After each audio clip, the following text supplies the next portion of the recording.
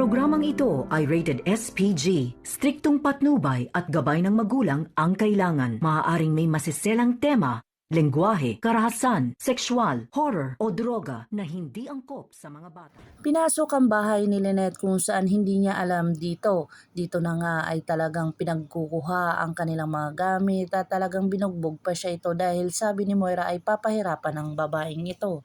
Dito ay talagang tumawag si Dr. Carlos Benitez sa kanya na kung saan pinagalitan pa siya tungkol sa kanyang anak na si Annalyn.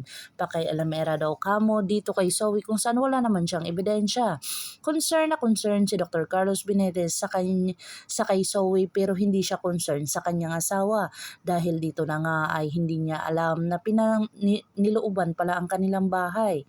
At si Annalyn naman ay talagang porsigido talaga na makita ang ebidensya dito kay Zoe at kinuha niya talaga ang cellphone ni Zoe. Dito na niya narinig itong si Moira na nagsasabi na talagang may plano sila. Pero hindi niya masyadong marinig itong kasunod na kung saan talagang paputol-putol at choppy ito dahil sa sinusundan siya dito ni Zoe.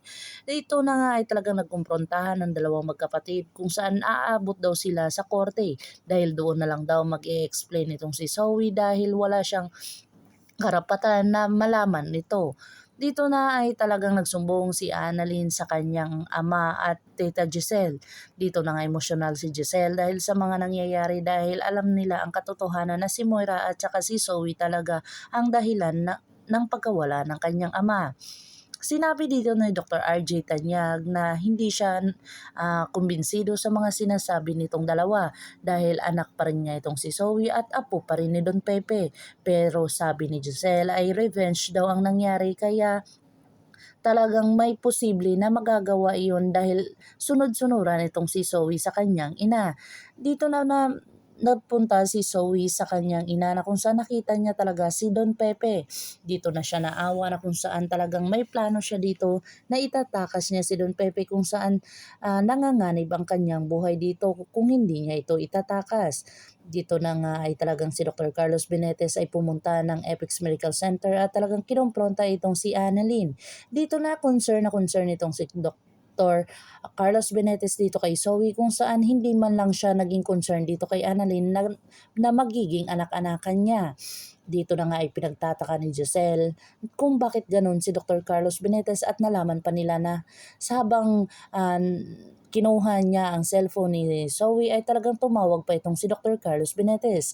Dito na namumuo ang kanilang mga iniisip kung saan talagang may kinalaman itong si Dr. Carlos Benitez dito kay Zoe na kung saan dito nga si Lynette ay talagang buti na lang dumating itong sila ni Reagan para matulungan ito kung paano makakalabas doon sa dalawang taong nanloob sa kanila. Pakakabangan natin ang mga susunod pa na episode na ito. Ang abot kamay na pangarap. Kung bago lang po kayo sa aking channel, please like, share, and subscribe para ma-update po kayo sa mga susunod pa. Yun lamang po at maraming salamat.